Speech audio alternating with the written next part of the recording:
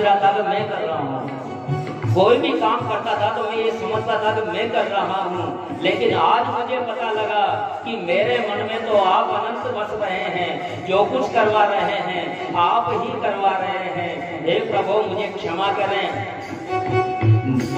मैं तो करता रहा जो करवाया करतार ने। मैं तो करता रहा जो करवाया करतार ने। घमंडी बना भूला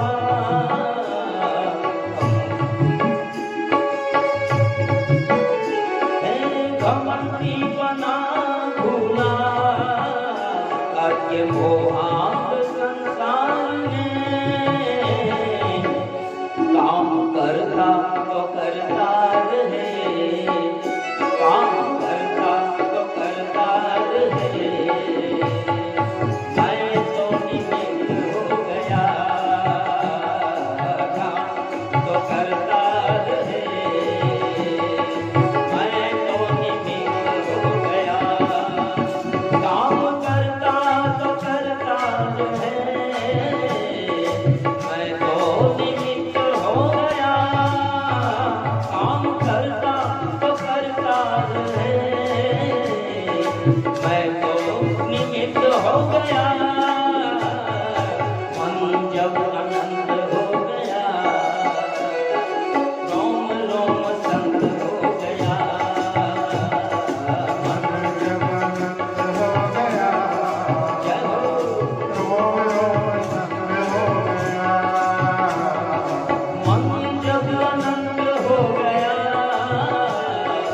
रोम रोम संत हो गया। मन जब आनंद हो गया,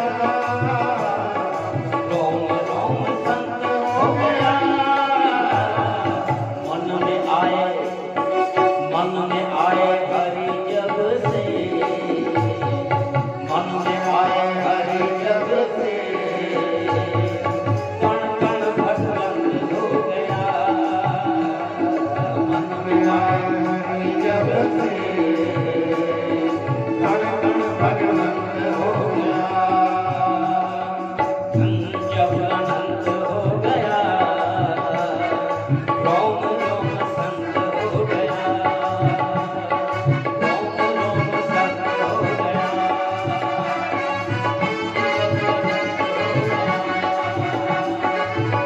जब अनंत हो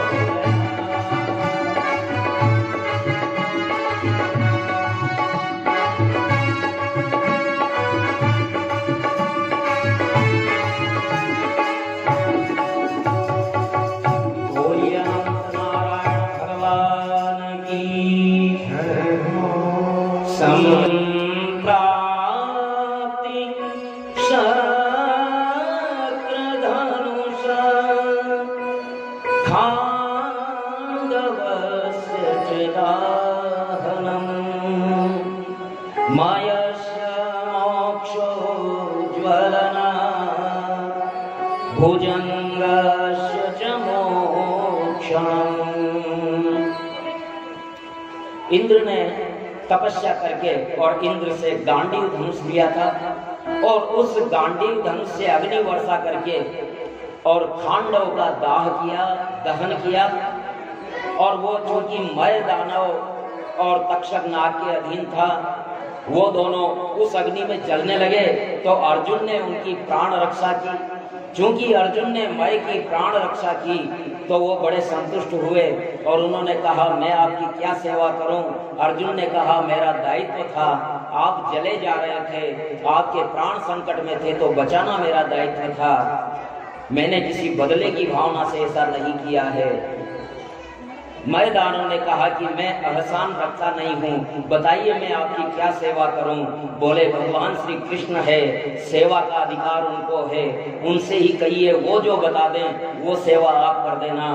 और मैं दानव भगवान श्री कृष्ण के पास आए और भगवान श्री कृष्ण ने उनको आदेश दिया, देखो देवताओं के शिल्पी विश्वकर्मा इसी प्रकार से असुरों के शिल्पी मैदानों थे और मैदानों के द्वारा उन्होंने ऐसी सुंदर और भव्य माया नगरी का निर्माण करवाया।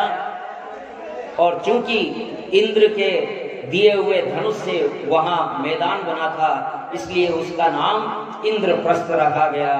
और बड़ी विचित्र अद्भुत स्वरूपों से निर्मित वो तिलिस्मी महल नगर इंद्रप्रस्थ बनाया गया और वहां के महाराजा धर्मराज युधिष्ठिर हुए। धर्मराज युधिष्ठिर हो गए और इस प्रकार से हस्तिनापुर का जो विभाजन हुआ था, धृतराष्ट्र और युधिष्ठिर ने तो सोचा था कि चलो काला कटा, जंगल से वो संतुष्ट हो गए, लेकिन पुरुषार्थ बहुत बड़ी शक्ति होती है। वहां जो खांडव वन था बिल्कुल बीहड़, वहां दिव्य नगर बन गया और उस नगर के सम्राट धर्मराज युधिष्ठिर हो गए। और इसके बाद अब उन्होंने इस क्षेत्र में राजधानी इंद्रप्रस्थ बन गई है। अब युधिष्ठिर ने सोचा कि दिग्विजय की जानी चाहिए। दिग्विजय सब तरफ की, राजसूय यज्ञ का मानस है। राजसूय यज्ञ तभी हो सकता है जब दिग्विजय हो जाए।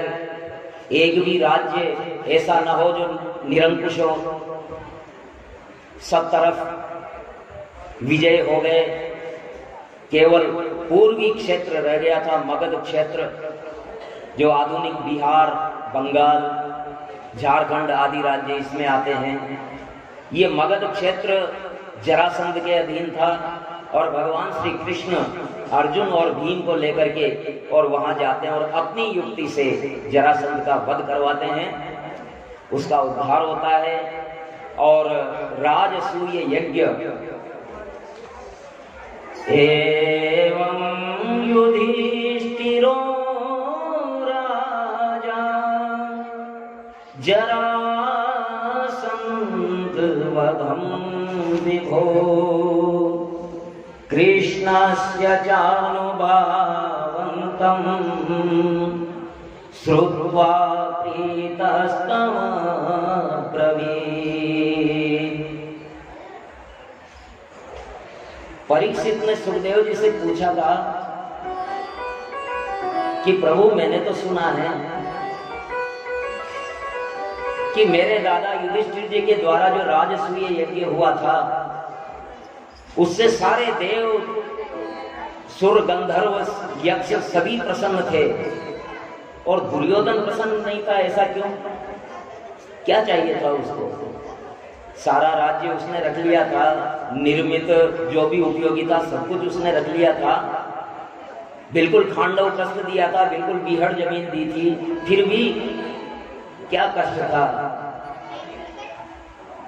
तो भगवान श्री कृष्ण को देख करके सुखदेव जी महाराज उससे कहते हैं परीक्षित से कि हे राजा परीक्षित, व्यक्ति की भूख कभी मिटती नहीं है। पांडवों को टालने के लिए उन्होंने विभाजन तो कर दिया, लेकिन उनकी भूख फिर भी सता। और जब उन्होंने वैभव देखा, पांडवों का वैभव देखा, इतना भव्य महल देखा जो हस्तिनापुर का महल भी उसके आगे कुछ नहीं था, तो दुर्योधन को जलन होने लगी, इसलिए वो कष्ट में था। राजसूय यज्ञ में अग्र पूजा के लिए भगवान श्री कृष्ण आए तो युधिष्ठिर ने कहा महाराज ये सर्वे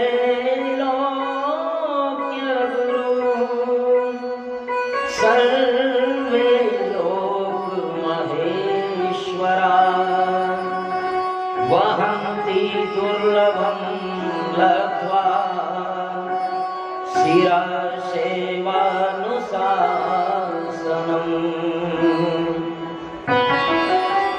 हे प्रभु, आप त्रैलोक के गुरु हैं, त्रिलोक के गुरु हैं, सारे जगत के महेश्वर हैं, सारे जगत के स्वामी हैं। आपके दर्शन बड़े दुर्लभ होते हैं। हे प्रभु, ब्रह्मा आदि लोकपाल आपके आदेश की प्रार्थना करते हैं, प्रतीक्षा करते हैं, और अगर किसी प्रकार से आपका आदेश मिल जाए तो अपना अहोभाग्य समझते हैं, और आपने मुझ पर कृपा की, यहाँ पधारे, मैं धन्य हो गया प्रभु।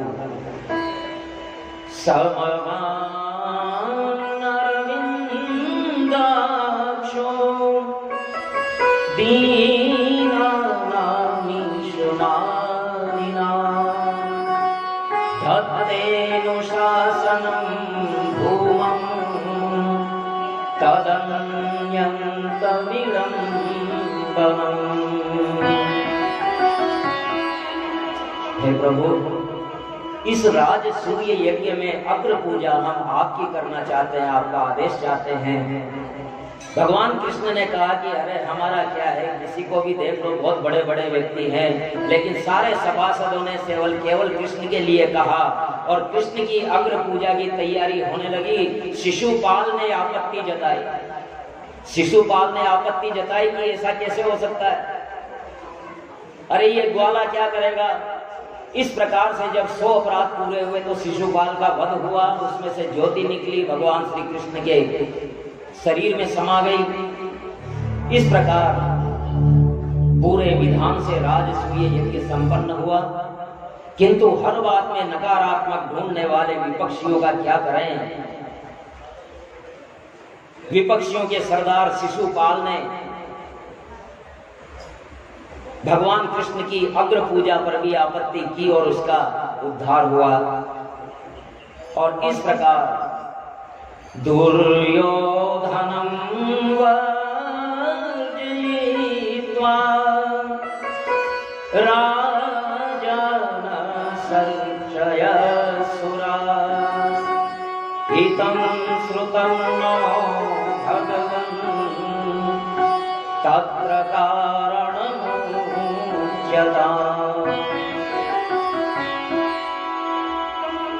राजसूय यज्ञ बड़ी धूमधाम से हुआ, बड़ा भव्य हुआ, बड़ा दिव्य हुआ, और दुर्योधन जल भून गया। एक बार पांडवों का वैभव देखते हुए ऐसी माया नगरी इंद्रप्रस्थ, जहां पानी बहता हुआ दिख रहा है, लेकिन वहां पानी है ही नहीं, वहां तो बिल्कुल जगह सूखी हुई है, और जहां सूखी हुई जगह है वहां गिर करके उसके सारे कपड़े भीग जाते हैं। ऐसी विचित्र नगरी आग में जल रहा था। एक बार महात्मा धर्मराज युधिष्ठिर अपने दरबार में बैठे हुए थे। तत्रोपविष्टो धर्मात्मा श्वेता सुमनसो स्वस्तिका नक्षता भूमि सवर्ण रजत।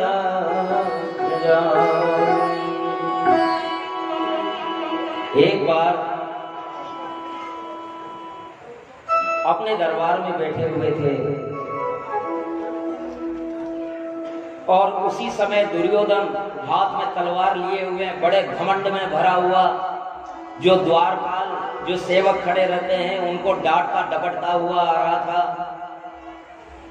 ऐसे में जल स्थान आया तो उसने कपड़े ऊंचे कर लिए, लेकिन वहां जल था ही नहीं। आगे बढ़ा तो एक सीढ़ी में उतरा, वहां उसने ऊंचे कपड़े नहीं किए, लेकिन वहां जल था, वो गिर गया और भीग गया। तो सभी ने उसकी बड़ी मजाक बनाई। सभी ने कहा कि बाप तो अंधा है ही, बेटा भी अंधा है। और ये महाभारत युद्ध का तुमुल घोष सिद्ध हुआ। दुर्योधन के मन में ईर्ष्या का डाल तो पहले से ही था, लेकिन अपनी मजाक जब सबके सामने बनी, परिहास हुआ, तो उसके मन में गांठ पड़ गई, और उस समय वो तलवार निकालना चाहता था, लेकिन मामा शक्ति ने कहा, भांजे शांत शांत, चलो, इनको इस तरह से नहीं जीता जा सकेगा, युक्ति से जीतेंगे। और हस्तिनापुर जाकर के और वहां वो भीमसेन, अर्जुन आदि पांडु पुत्रों को बुला करके जुए के लिए बुलाते हैं और वहां जुए का खेल प्रारंभ होता है। और ये उस समय का राजनीतिक शिष्टाचार रहा होगा, राजनीतिक शिष्टाचार रहा होगा और इसलिए खेलना पड़ा होगा। लेकिन ये न्यायोचित जुआ नहीं था, ये अन्याय से खेला जाने वाला जुआ था और अन्याय पूर्वक मायावी पासों के द्वारा मामा शकुनी ने दुर्योधन को जिताता रहा। सब कुछ दांव पे लग गया और सब कुछ हार गए। यहाँ तक कि अपने चारों भाइयों को हार जाने के बाद धर्मराज युधिष्ठिर खुद को भी हार गए और तब उन्होंने कहा कि अब तो इस द्यूत क्रीड़ा का समापन हो जाना चाहिए, अब मेरे पास कुछ भी नहीं बचा है। राज्य, भ्रात, धन, संपत्ति सब कुछ मैं हार चुका हूं, अब मेरे पास कुछ नहीं है। तब फिर दुर्योधन कहता है, अरे है कैसे नहीं तेरे पास? अरे तेरे पास है ना वो 5 पतियों वाली द्रौपदी, उनको लगाओ, पत्नी पर पति का अधिकार होता है। युधिष्ठिर ने कहा नहीं, ऐसा नहीं हो सकता, लेकिन उकसावे में लेकर के और उनको लगा दिया जाता है और आखिरकार जिसका डर था वही होता है। द्रौपदी को भी धर्मराज युधिष्ठिर हार जाते हैं और दुशासन ऋतु स्नान भी नहीं किया था द्रौपदी ने और जबरन घसीट करके बालों से पकड़ करके दरबार में लाया जाता है। द्रौपदी कहती है, भीष्म पितामह, मैं आपकी कुल वधू हूं, आपकी कुल वधू का आपके ही दरबार में इस प्रकार का अपमान हो रहा है प्रभु, और आप देख रहे हैं। काका विदुर, आपकी नीति ज्ञान कहाँ गया? महात्मा युधिष्ठिर की नीति को तो जगत मानता है, आपकी उन नीतियों का क्या हुआ? आचार्य द्रोण, गुरुदेव कृपाचार्य, ये क्या हो रहा है आपके देखते हुए? लेकिन सबकी अपनी अपनी प्रतिबद्धताएं थी, कोई अपनी प्रतिज्ञा से बंधा था, कोई अपने दायित्व से बंधा हुआ था, कोई अपने वेर भाव को निकालने के लिए बंधा हुआ था। द्रौपदी की बातें नक्का खाने की तूती की तरह साबित हुई। अंततोगत्वा उसने धृतराष्ट्र से भी कहा, बड़े पिताश्री, ये क्या हो रहा है? आपकी कुलवधू हूं मैं और आपकी कुलवधू को इस तरह से एक वस्त्र में लेकर के और यहाँ दरबार में लाया गया है। सवामाद्य समाक्षिप्य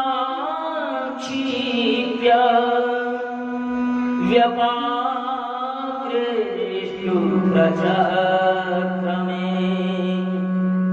आकृष्यमाणे वसने विललाप सुदुःखिता।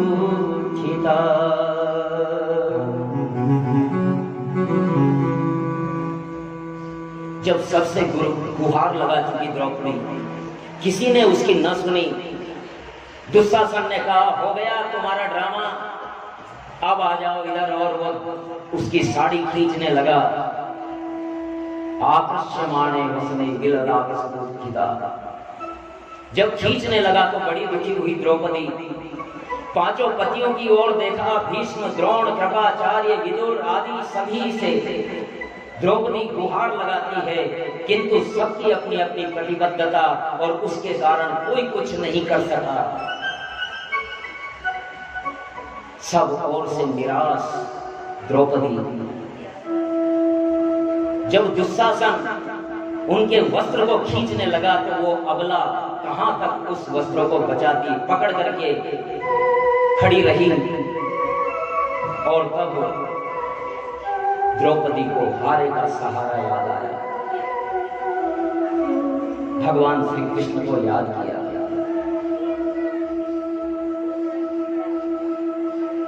इति निश्चित्य मनसा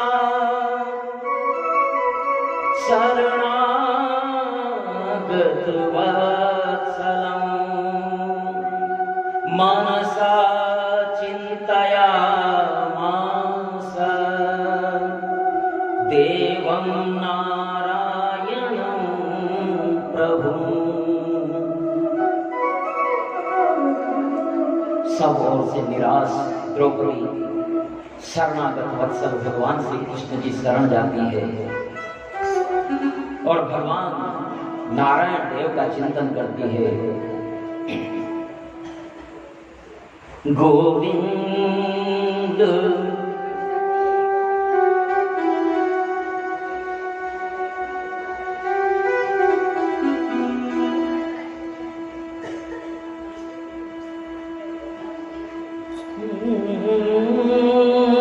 शरण तुम्हारी आई शरण तिहारी तीनों के है सहारे गोविंद मांग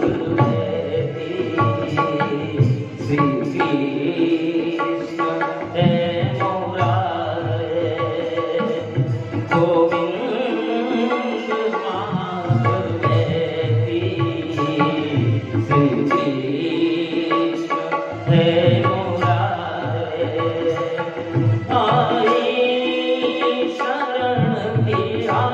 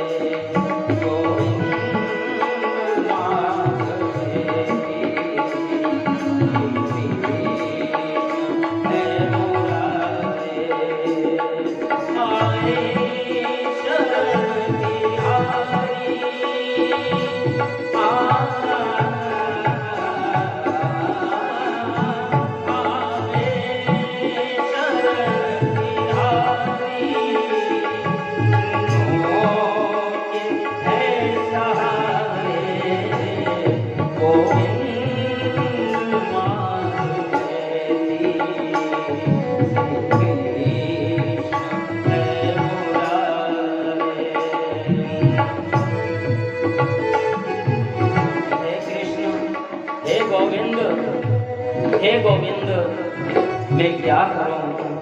मैं दुष्टों के पल्ले पड़ गई हूँ। मेरे पांचों पति, मेरे सास ससुर सब कुछ तमाशा देख रहे हैं केवल। हे कृष्ण, हे नाथ, हे रमानाथ, ब्रजनाथाधिनाथन,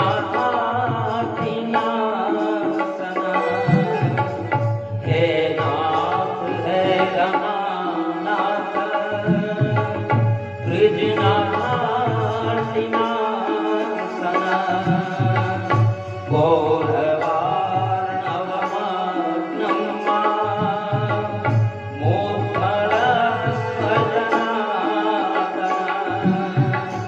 कृष्ण कृष्ण महायोगिन्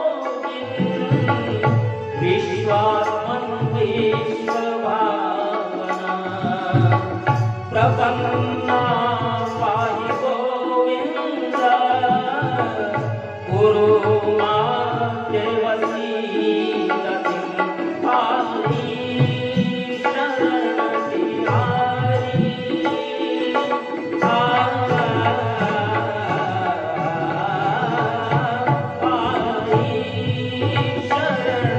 बिहारी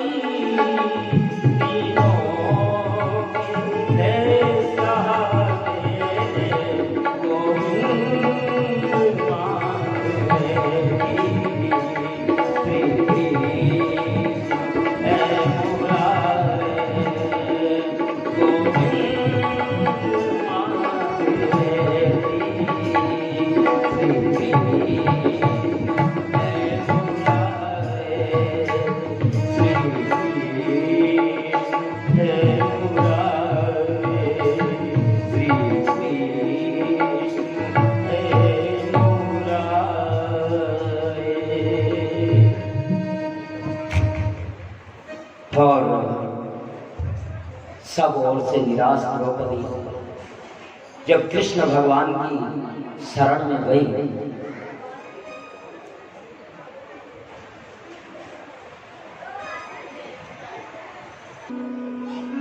कृष्णं च विष्णुं च हरिं नरं च त्राणाय विष्णु सत्याज्ञसेनी ततस्तु हरिस्वन्तरितो महात्मा समावरणोक्तं विविधे वस्त्रभोगे। भगवान श्री कृष्ण विष्णु, हरि, नर नारायण और इस प्रकार त्राण करने की पुकार द्रौपदी ने की तो श्री कृष्ण वहां वस्त्र रूप में प्रकट हो गए।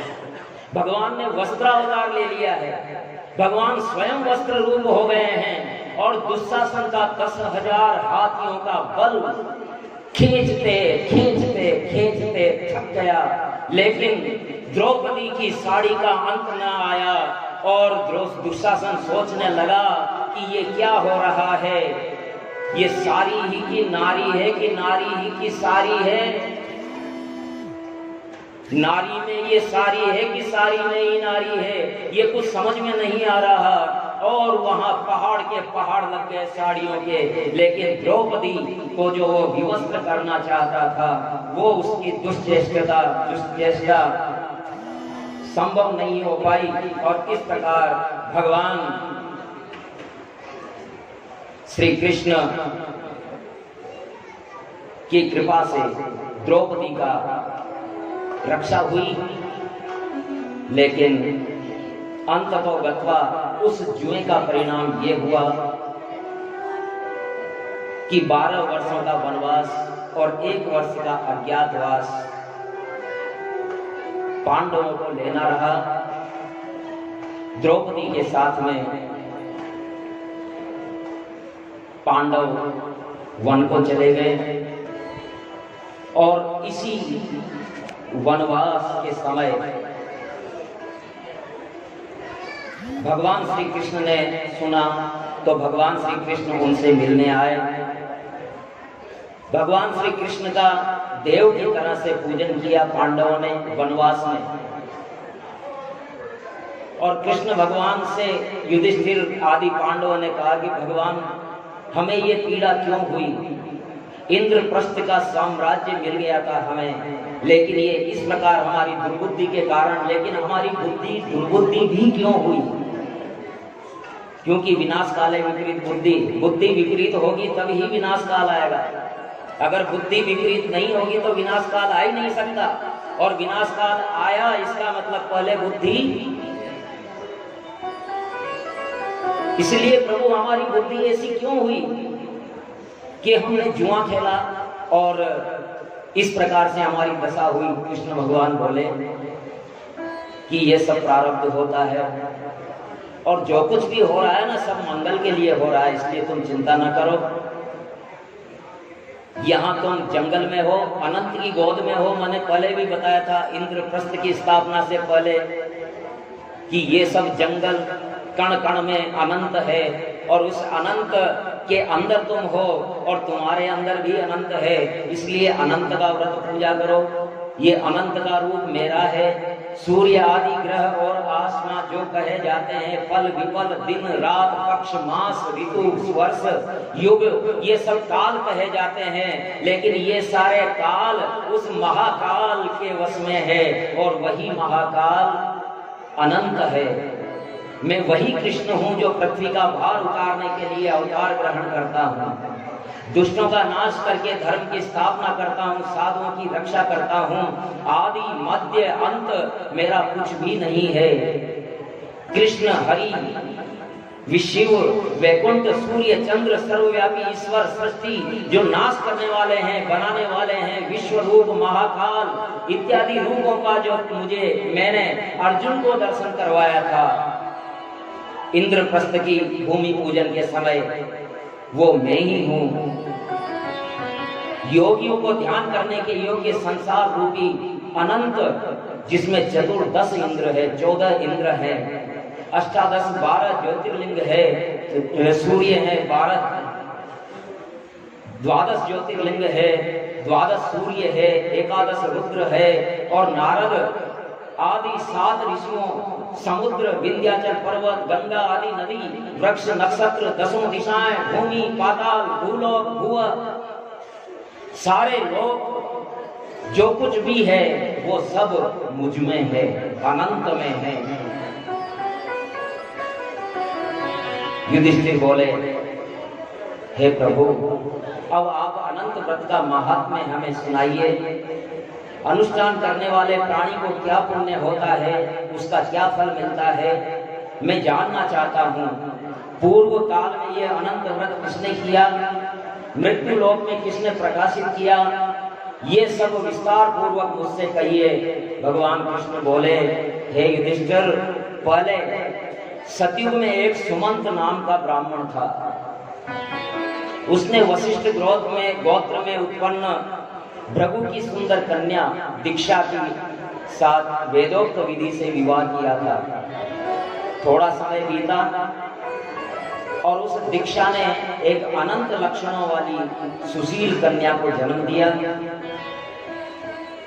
उस समय शीला की माता ज्वर से पीड़ित होकर के और वो उसका निधन हो गया था। इसके पश्चात सुमंत नाम के उस ब्राह्मण ने एक और ब्राह्मण की कन्या से विवाह कर लिया, लेकिन वो जो दूसरी पत्नी थी सुशीला की, शीला की छोटी माता, वो बड़ी कर्कशा थी, भेदभाव करने वाली थी। सौतेली माताओं का जो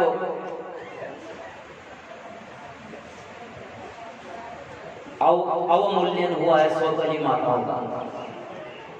सौतेली माताओं में फर्क होता है। बहुत सी सौतेली माता ऐसी होती है कि असली माता उतना प्रेम नहीं करती, लेकिन सौतेली माताओं का जो अवमूल्यन हुआ है वो वैसी ही माताओं के द्वारा होता है। ये कर्कशा माता आ गई और चूंकि सौतेली थी इसलिए बड़ी दुख देती थी इस कन्या को। पिता के घर में दीवार और खंभों पर वो सुशीला बड़े सुंदर सुंदर स्वास्तिक चित्र बनाती, मंगल चिन्ह बनाती, कलश बनाती, तोरण आदि बनाती और उस शीला के गुण कर्म से दिन दूनी रात चौगनी समृद्धि में वृद्धि हो रही थी। और इस प्रकार कौमार अवस्था वाली शीला घर में बड़ी हुई और वेदों को जानने वाले, श्रेष्ठ स्त्री की इच्छा रखने वाले, कांति युक्त मुनियों में श्रेष्ठ कौंडिल्य मुनि से उनका विवाह होता है शीला का। कौंडिल्य ऋषि से अब बाबा जी है, सौतेली माता की भी जम गया कि हाँ इसको कहाँ कोई धनवान थोड़ी मिलने वाला है, बाबा जी मिलेगा इसको। तो बाबा जी इसके साथ उनका विवाह कर दिया। तब सुमंत ने श्रेष्ठ मुहूर्त देख करके कन्या का विवाह कर दिया। भगवान श्री कृष्ण बोले कि हे युधिष्ठिर, गुह्य सूत्र में कही हुई विधि से उसने विवाह किया, मांगलिक शब्द किए, स्त्रियों ने मंगल काम किया, ब्राह्मणों ने स्वस्ति वाचन और बंदी जनों ने तुम्हारी जय हो ये घोष किया। विवाह कर्म बड़े आनंद से हुआ। जब संपन्न हो गया तो पिता तो पिता होता है। पिता ने कहा कि देवी अपनी पत्नी से कहा कि आखिर जामाता के संतोष के लिए कुछ दहेज भी देना चाहिए। तो कर्कशा उसमें पिल पड़ी, कहा कि क्यों, ये कुछ भी नहीं देना है और कुछ भी नहीं दिया। आखिर वो ऋषि कौंडिल्य अपनी पत्नी शीला के साथ में विदा हो गए खाली हाथ। विवाह के पश्चात कौंडिल्य अपनी शीला को रथ में बिठा करके वहां से धीरे धीरे चले। मार्ग में पुण्य रूपा नदी यमुना नदी को देख करके उसके किनारे पर रथ खड़ा किया और शीला ने देखा कि यमुना जी के तट पर लाल वस्त्रों को धारण किए हुए बहुत सी स्त्रियां जो अनंत चतुर्दशी में भक्ति पूर्वक जनार्दन भगवान की पूजा कर रही थी, उन स्त्रियों के समीप जाकर के और शीला ने पूछा, आप ये क्या कर रही हैं? कृपया मुझसे कहो, आप किसका व्रत कर रही हैं? इस व्रत का क्या नाम है? शीलवती, शीला के ऐसे वचन सुन करके स्त्रियां कहने लगी कि है शीला, इसका नाम अनंत व्रत है और इस व्रत में अनंत नारायण का पूजन किया जाता है। इसमें कहीं कहीं पूजन भेद है, लोक भेद है, कहीं झाड़ खेजड़ी आदि 5 वनस्पतियों को अनंत भगवान के रूप में पूजा जाता है, यानी वही प्रकृति पूजा। और कहीं प्रकृति रक्षण के 14 सूत्र 14 इंद्र के नाम पर 14 गांठें लगा करके और वो सूत्र कलाबा के रूप में बांधा जाता है।